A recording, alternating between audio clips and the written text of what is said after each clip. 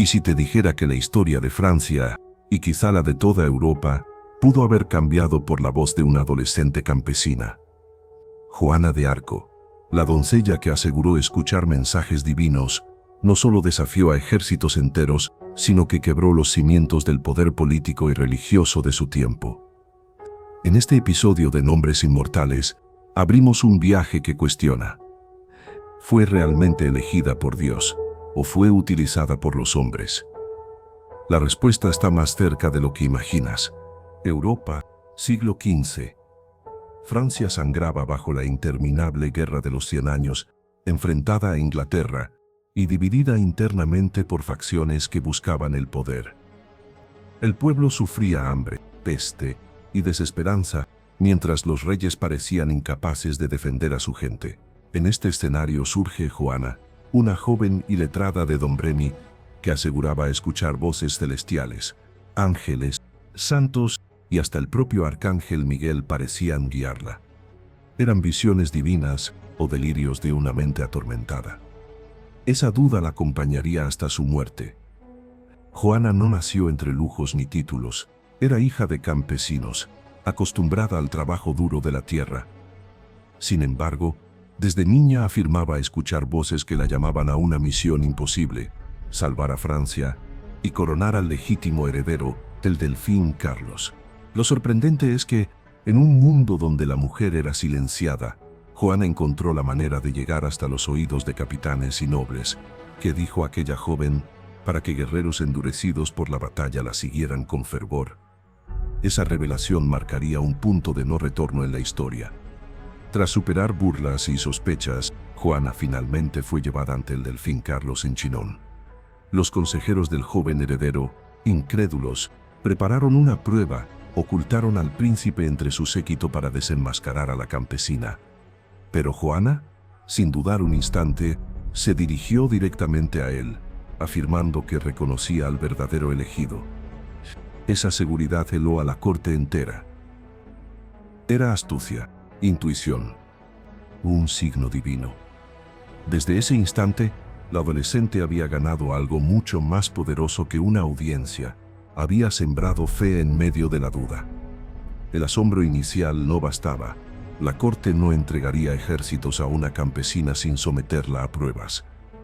Doctores en teología, clérigos y nobles la interrogaron durante días. Buscaban herejías, contradicciones o signos de engaño. Sin embargo, Juana respondía con firmeza y simplicidad, afirmando que su misión venía de Dios. Ninguno logró quebrar su convicción. Para muchos, su pureza y certeza eran pruebas de una inspiración superior. Para otros, un misterio inquietante. Así, lo impensable comenzó a tomar forma. Un adolescente estaba a punto de liderar la guerra de Francia. Antes de entrar al campo de batalla, Juana fue investida con un símbolo que cambiaría su destino: armadura reluciente y un estandarte blanco bordado con lirios y figuras sagradas. No blandía espada para matar, sino una bandera para inspirar. Los soldados, acostumbrados a la derrota, encontraron en ella una esperanza inesperada.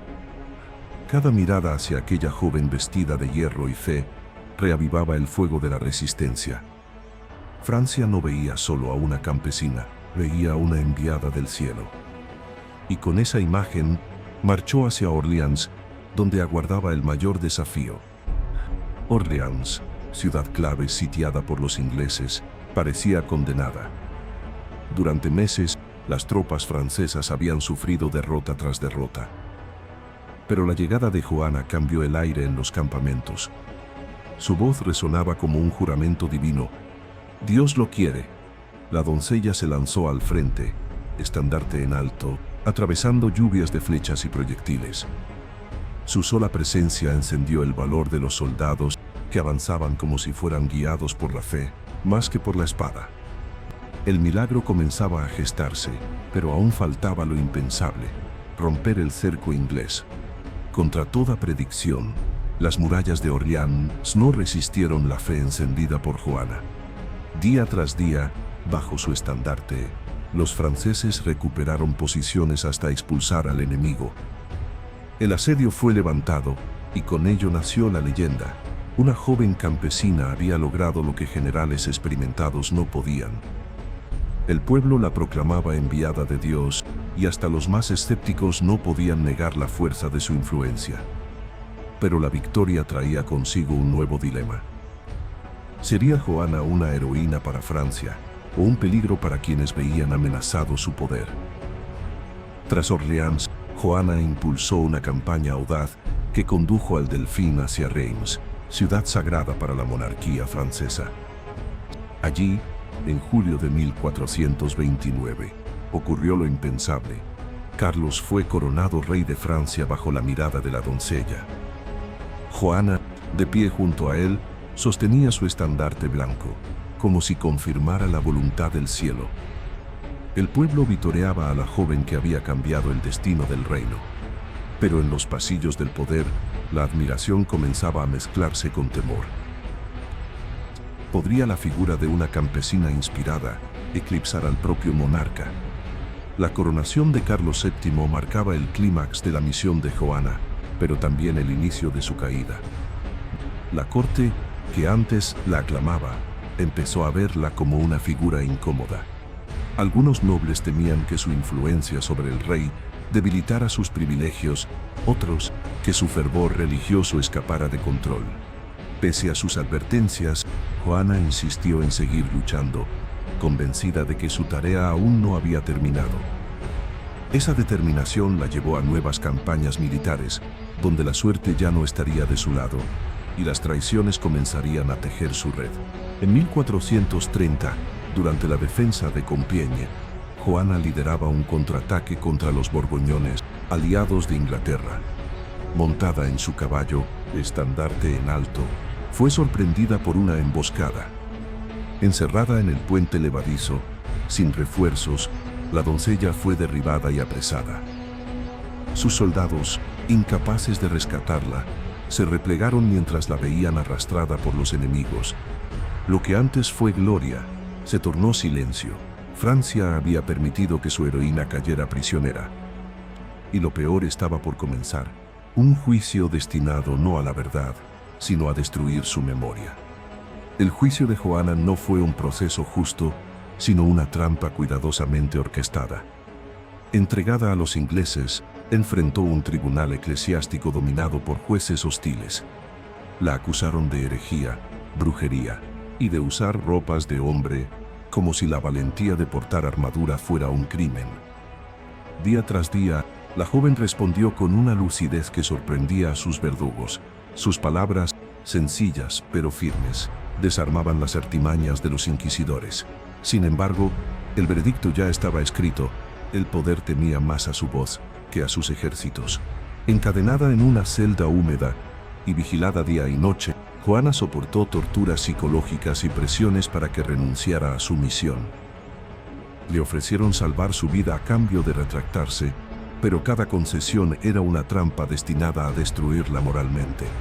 Aún así, la joven se aferró a su fe con una serenidad que desconcertaba a sus captores. Mientras los muros fríos de la prisión intentaban apagar su espíritu, sus palabras seguían encendiendo una llama imposible de extinguir. La doncella de Orleans aguardaba su destino, consciente de que su muerte sellaría su inmortalidad. El 30 de mayo de 1431, en la plaza de Rouen, Joana fue conducida a la hoguera. Miles de personas asistieron, algunos en silencio, otros entre lágrimas, mientras los jueces proclamaban su condena. Atada al madero, con el rostro en paz, pidió una cruz y pronunció el nombre de Jesús hasta su último aliento. Las llamas envolvieron su cuerpo, pero no pudieron apagar el símbolo que había encendido. Los soldados ingleses temían que las cenizas se convirtieran en reliquia, así que las arrojaron al río. Sin saberlo, habían sellado el nacimiento de un mito eterno. Años después de su muerte, Francia comprendió la magnitud del sacrificio de Joana. Fue rehabilitada en un segundo juicio, reconocida como mártir y siglos más tarde, canonizada como santa por la Iglesia. La campesina que fue ridiculizada, juzgada y quemada viva, se transformó en un faro inmortal de fe y valentía. Juana de Arco no solo salvó a un reino, sino que trascendió el tiempo para convertirse en emblema de coraje absoluto. Y aquí, en Nombres Inmortales, sabemos que su historia no es solo del pasado. Es una advertencia y una inspiración eterna que aún late en nuestro presente. Si esta historia te estremeció, no dejes que se apague aquí.